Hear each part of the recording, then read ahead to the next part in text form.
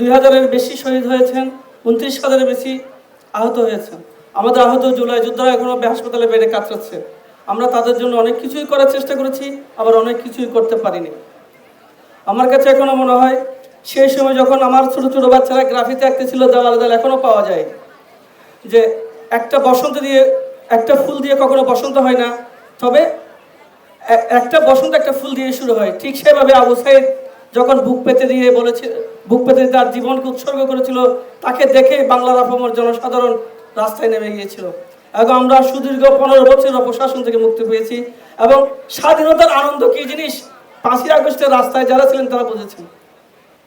5ই আগস্টের রাস্তায় যারা ছিল অনেকে সেদিন দুপুরে ভাত খাই নাই, কিন্তু কি আনন্দে খিদে ছিল না।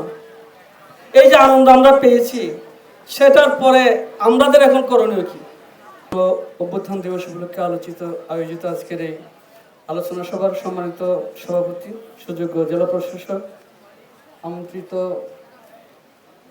অতিথিবৃন্দ, মঞ্চে উপবিষ্ট শহীদ পরিবারের সদস্যবৃন্দ, আহত জুলাই যোদ্ধা এবং জুলাই যুদ্ধে নেতৃত্ব দানকারী নেতৃবৃন্দ, আমার সামনে উপবিষ্ট সুধীবৃন্দ এবং প্রিয় ছাত্রছাত্রী ভাই ও বন্ধুরা, আসসালামু আলাইকুম রহমতুল্লাহ।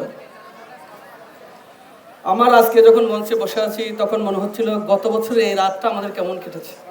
আপনারা সবাই সাক্ষী আছেন, 2024 সালের 5ই আগস্টের রাত্রে আমরা কেউ ঘুমাইনি, সবাই ছিলাম উৎকণ্ঠিত। অনেকে তাহাজ্জুদের নামাজ পড়ে আল্লাহর কাছে দোয়া করেছে, অনেকে নফল রোজা রেখেছে।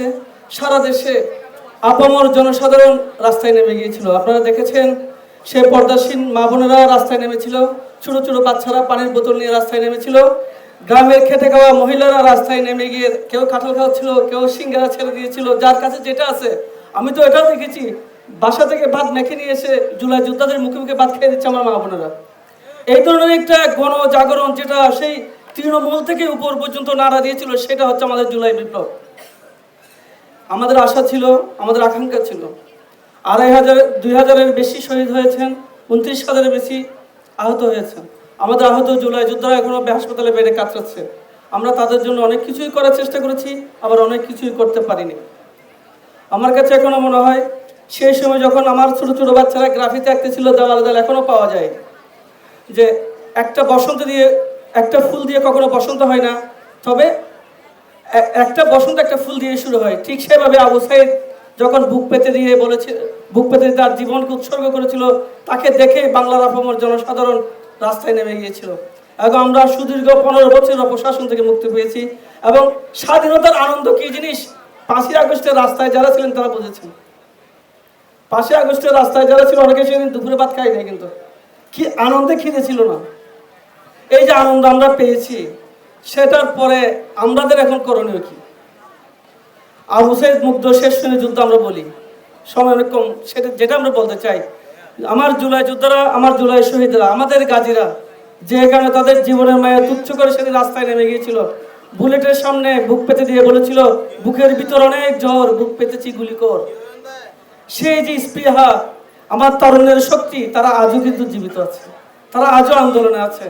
আমরা কেন করেছিলাম সেটা? আমরা চাই দুর্নীতিমুক্ত একটা সুন্দর দেশ। আমরা চেয়েছিলাম সবার অধিকার সবাই পাবে, সাম্য, মানবিক মর্যাদা এবং সামাজিক ন্যায় বিচার ভিত্তিক একটা রাষ্ট্র গড়তে হবে। সেটার কর্মসূচি এখনো চলমান আছে, কিন্তু আমাদের কাজ করে যেতে হবে।